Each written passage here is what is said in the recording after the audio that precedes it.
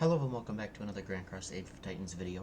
In today's video, I'm going to be giving you guys the best free-to-play and low spender guide that I'm capable of giving you. So let's go ahead and start it off right away. And as you can tell, there is always going to be a lot of events that are coming up.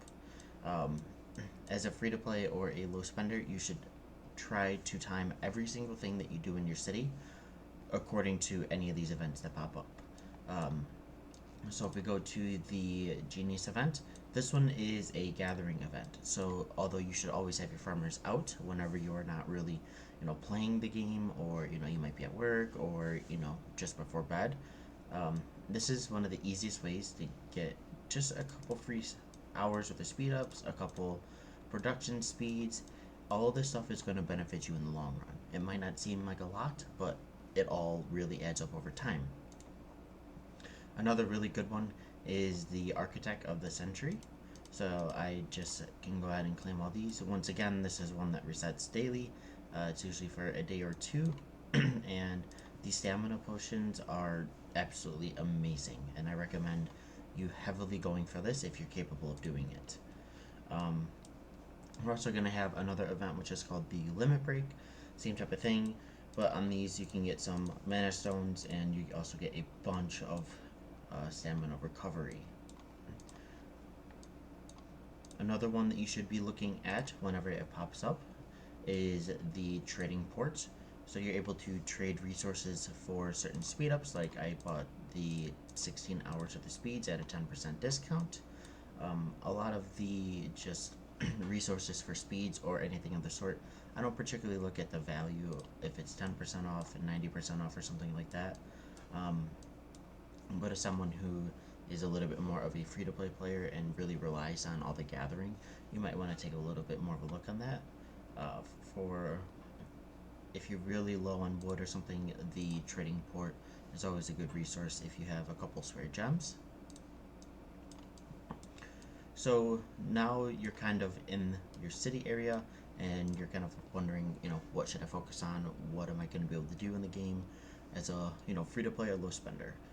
Personally, your best bet is to completely focus on one troop type.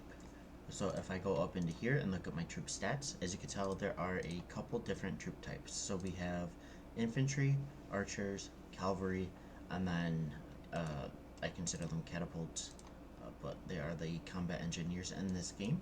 And if I go here, the combat engineers, although I don't believe I'm able to click it because I have this going, there are specialty units. And so by choosing just one different type of troop, it really allows you to focus all your technology and just everything else in general on that specific type. So if we go into the lab over here and we go into the battle section, as we get higher and higher in these rankings here, everything is going to be a lot more expensive and just a lot more time. So as you can tell, going from level 7 to 8 on the horse breed improvement, which is cavalry attack for 1%, that is over a week's worth of research. So with someone being free to play, all this adds up. So 7, 14, 21, 28, just going from 7 to 8 on all four of these is 28 days. And then same thing for over here, it is actually going to be 10 days from level 7 to level 8. And then mock battles for a 0.5% on attack is 47 days from level 8 to level 9. So you need the mock battles, armor enhancement, boost morale to be maxed along with all the prereqs in order to unlock one specific type of tier 5. You are also going to need all of your economy maxed as well in order to progress all the way into tier 5. So working on just one specific troop type is really, pardon me, is really going to allow you to maximize everything that you're doing, and you're gonna specialize in that one general troop type. Eventually, once you finish that one, you can move on to another one. So if you want to focus on cavalry, then you can work on infantry. Another thing that you should be highly focused on is the economy. So especially since you're free to play, you're not going to be really spending a whole lot in the game, if anything at all. Everything that helps you with any sort of production or gathering speed is something that you're going to definitely want. Um, so I know I've explained this in the farming stuff again, but as you can see here right now, I am 106,000 out of 1.2 million gathered, and it's going to take 3 hours. So if I had more of my stuff maxed, it would be a little bit quicker. But like I said, I don't particularly like farming. I usually just use packs for it, especially some of the ones along the lines of here, where it gives me the wood and the food that I need. So, you know, not every single person has access to doing stuff like that. So, getting the economy side of your lab worked is very, very important. So, as you can tell, my academy is level 25. So most free-to-play players are going to be at academy level 24 for a very long time. Um, you might be wondering, why is that? So we have these specialty buildings here, which are the Operation Command, and then the Titan Foundry, which use these two specific items in order to level them up. For someone who is spending in the game, that's not particularly hard to do. Um, might have been maxed. We're, I think, approaching day 62 or day 63 right now. But at the same time, I'm level VIP 14. So having these buildings not being worked at the current pace, that is totally okay. You can still do a lot of work at Academy level 24, and you can get most of the prereqs up to level 10, and then some of the stuff will be stuck at level 9 until you're actually able to work that. But that is totally okay. All the rally leads, the big spenders, the whales, the krakens, they're all going to have this at level 25. And as long as you position yourself in a good alliance, you're going to be able to get a lot of benefit from having those few players that are going to be the massive rally leads, especially in KVK whenever they fully announce that, which we still do not know that. So going back a little bit, so if you're focused on one tier, the same thing is going to be with your heroes. So Sekhmet, as you know, is a VIP bot commander. You're unable to use any sort of mana stones on her. But if we move down a little bit, commanders like Bella and Jeanette, they're very, very good and very powerful on the open field. So as you guys know, I'm going to be covering every single unique commander with, the skills along with their talents, and I'm actually going to go out into the open field with a couple of my alliance mates, and I'm going to cover specific ones. But having Bella out there, having Jeanette out there, and then you could focus on a couple different, legendary commanders that fit your tier. So Agnes is always a very good one to focus for cavalry. If you wanted to go with, a little bit more, you could focus on Rena, even though she is a bot commander in the beginning. But if you get lucky and are able to get her really quickly and very easily, that might be something that you would be willing to put some of your mana stones into.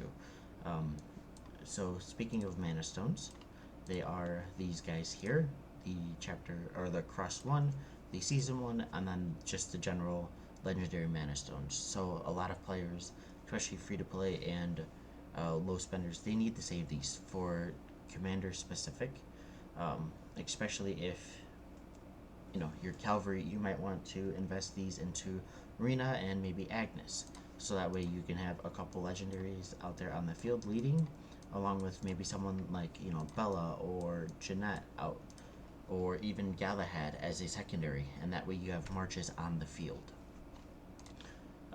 So don't think of it as you're being a burden. When KVK happens, if you've never experienced it, there is going to be a lot of marches on the field, and you're going to want every single body that you can contributing. So if you focus on one tier, whenever you're out there, and I'm assuming it's going to be like other games, where you're going to enter a new map, you're going to have to capture the passes again, and eventually you're going to end up fighting.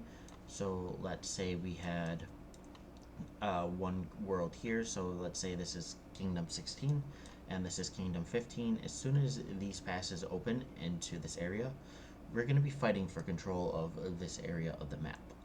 And then you're going to have to build the towers and everything once again. And you're going to be able to rally each other. And it's honestly probably one of the most fun experiences in a game that I've really ever had. And so, just having more people on the field, even if you're only bringing one march, or you were able to work two marches, having you out on the field is going to do more than having you just sit back and practically be dead weight. Another thing that you want to know is that your troops are always going to be valuable, but there are specific times that you're going to want to be willing to lose them. So if you enter in a rally, which you will probably be doing a lot of, especially if you have a full march or two of tier 4, which is what you're going to want to work towards for that specific tier, you're going to be able to join rallies. And so someone like, your big players in the game, those with level 25 command centers, they're going to be sending them out to enemy cities or enemy structures like the towers, and you're going to be able to fight. And so in rallies, you're going to lose troops. They're going to be dead. That is going to be totally okay.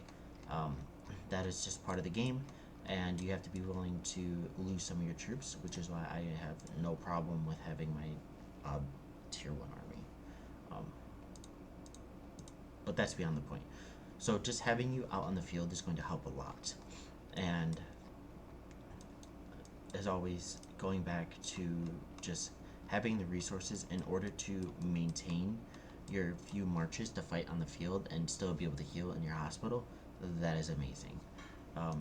Some alliances have the alliance resource banks or just anything of the sort, and so what that's going to do is that's going to allow you to ask for a couple resources, or maybe some of the bigger players in the game are going to be able to do that, or if some of us just have farm accounts where we're just sending out farmers to help increase, that is also very, very good.